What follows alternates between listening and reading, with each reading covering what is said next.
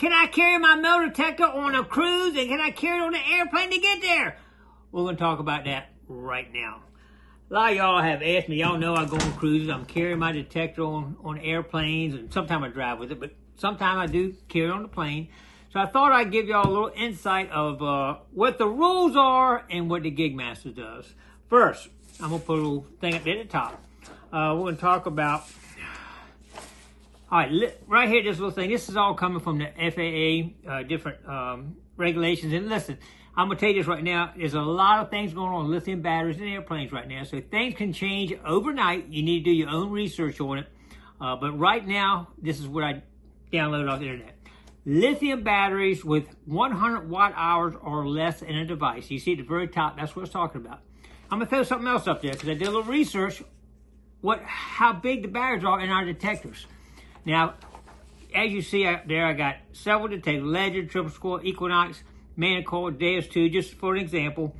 And it's showing, they usually tell you in milliamp hours. I converted all those to watt hours to see if they reach the max.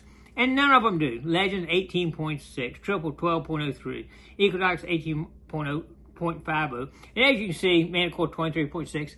But as you see, they're all way under the 100 watt max that you can carry on the plane. All right, let's go back to this sheet here. Lithium batteries with 100 hours or less on the device. Spare, they talk about a lot of times spare or uninstalled batteries too on here, and the size of it. Must be carried in carry-on baggage only. So they don't want a bunch of loose batteries in your check bag. So loose batteries you have to carry on with you. You go down next paragraph. This instruction covers spare lithium metal and spare rechargeable lithium-ion batteries for personal electronics such as cameras, cell phones, laptop computers, tablets, watches, calculators, etc. Now we're under etc. This instruction also includes external battery chargers. That's the big chargers you can get to plug in and charge stuff, which we can use on your detector to charge it up if you want to. Anyway, containing portable charger power banks, containing lithium-ion batteries for information, see blah, blah, blah. For lithium batteries that are installed in a device, laptop, cell phone, etc., FAA regulations for portable electronic devices containing batteries. So, let me pull that up. And here you see, pack safe, portable electronic devices containing batteries. Cell phones, cell phone battery charging cases, laptops, smartphones, electronics, data loggers, PDAs contain lithium batteries, games, tablets, watches, etc. That's us. All right. It's a little contradicting here a little bit, but the next paragraph, devices containing lithium metal or lithium-ion batteries, laptops, smartphone, tablets, etc. should be carried in carry-on baggage. It starts off by saying that. Flight crews are trained to recognize, respond, etc., etc. If you go down to the next paragraph, most consumer personal electronic devices containing batteries are allowed in carry-on and checked baggage. So it's saying you can take it in carry-on or the checked baggage. And they're under 100 watts, so it should be okay to carry your detector either carry it on a backpack or in your checked bag, is what it's saying here. This covers typical dry cell batteries, lithium metal, lithium-ion batteries for consumer electronics, etc. Anyway, according to that, and y'all can read the rest of it there on your own if you want to. At the bottom, spare uninstalled lithium metal ion batteries are always prohibited in checked bags. That's what I was talking about earlier. If it's a loose battery, you got to carry it. I don't know if anybody would carry a loose battery to replace inside the detector, but somebody might. So you can't put that in a checked bag. You have to carry that on the plane if you had a spare battery that goes in your detector, you know.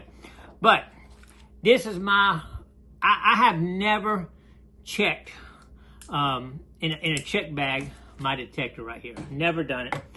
I always carry it in a backpack. This particular detector comes right apart. I can take it apart and it fits in it really easy. So I always carry it. My point is this: if you put it in a check bag, and these guys are very used to seeing, you know, cell phones, laptops. They're used to all that stuff. Yeah, that's okay. That's okay. But when they see this right here, I guarantee you, 9 out of 10 of them ain't never seen one of these before. And they're going to look at that, and they're going to, when they do the X-ray, I'm sure they can see a lithium-ion battery in it, and they're going to say, ooh, this might be too big to go in I better take this out. That's what I'm afraid of. You get somebody that doesn't know the regulation, and you have to have special permission to carry a battery over 100 watt. And I was reading something about that. But anyway, they don't know. So somebody says, I don't know if it's too big or not because I don't know this particular device. They may pull it. You might lose your detector. That's what I'm afraid of. I had an incident at one airport. The guy was complaining that it was too big for the thing. I knew it wasn't, but he didn't know. So that could happen on a check bag where you're not there and they're going to yank it out. So personally, I take mine apart just like you saw. I just pulled that off. That goes right in my backpack with no problem. I don't have to pull the head off or nothing because this just pops out.